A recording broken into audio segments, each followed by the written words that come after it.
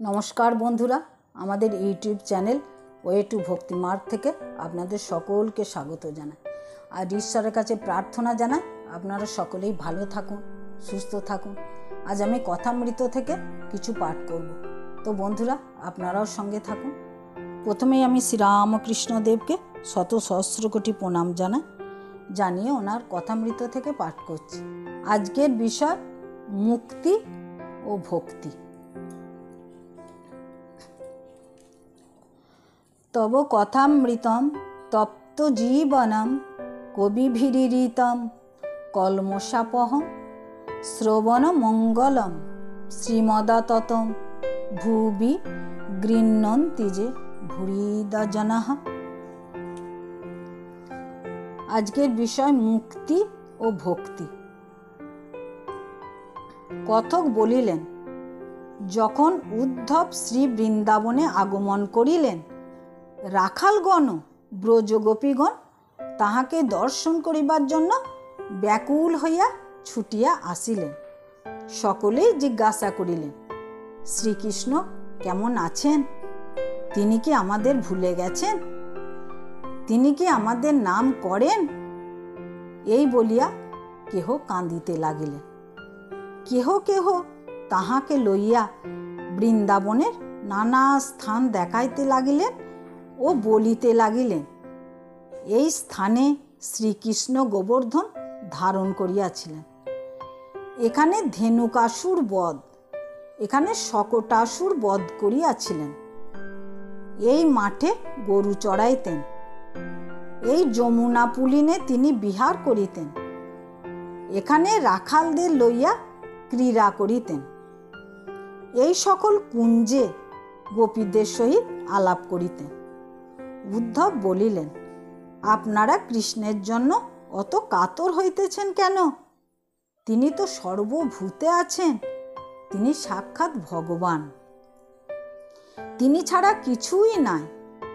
গোপীরা বলিলেন, আমরা ওসব বুঝিতে পারি না, আমরা লেখাপড়া কিছুই জানি না, কেবল আমাদের বৃন্দাবনের কৃষ্ণকেই আমরা জানি, যিনি এখানে নানা ক্রীড়া করিয়া গিয়াছেন। উদ্ধব বলিলেন, তিনি সাক্ষাৎ ভগবান, তাকে চিন্তা করিলে আর এ সংসারে আমাদের আসতে হয় না, জীব মুক্ত হয়ে যায়।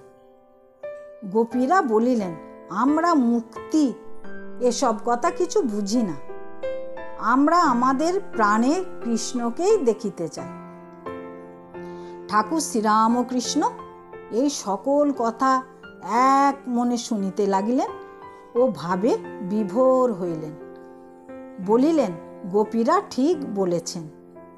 এই বলিয়া তাহার সেই মধুর কণ্ঠে গান গাহিতে লাগিলেন। আমি মুক্তি দিতে কাতর নই, শুদ্ধা ভক্তি দিতে কাতর হই গো, বলিয়া ঠাকুর গান ধরিলেন।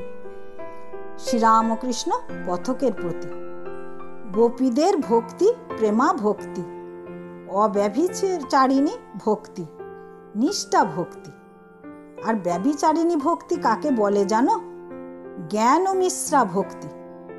যেমন কৃষ্ণই সব হয়েছেন, তিনিই পরব্রহ্ম, তিনিই রাম, তিনি শিব, তিনি শক্তি, কিন্তু ও জ্ঞানটুকু প্রেমা ভক্তির সঙ্গে মিশ্রিত নয়। দ্বারকায় হনুমান এসে বললে, সীতারাম দেখব। ঠাকুর রুক্মিণীকে বললেন, তুমি সীতা হয়ে বসো, তা না হলে হনুমানের কাছে রক্ষা নাই। পাণ্ডবেরা যখন রাজসূয় যজ্ঞ করেন, তখন যত রাজা সব যুধিষ্ঠিরকে সিংহাসনে বসিয়ে প্রণাম করতে লাগলো। বিভীষণ বললেন, আমি এক নারায়ণকে প্রণাম করব, আর কারুকে করব না। তখন ঠাকুর নিজে যুধিষ্ঠিরকে ভূমিষ্ঠ হয়ে প্রণাম করতে লাগলেন। তবে বিভীষণ রাজ মুকুট শুদ্ধ সাষ্টাঙ্গ হয়ে যুধিষ্ঠিরকে প্রণাম করে। আজ এই পর্যন্ত। তো বন্ধুরা, আপনাদের কাছে একটি ছোট্ট অনুরোধ, আমাদের এই ছোট্ট পরিবেশনা যদি আপনাদের ভালো লাগে, অবশ্যই চ্যানেলটিকে সাবস্ক্রাইব করবেন, ভিডিওগুলিকে লাইক ও কমেন্ট করবেন।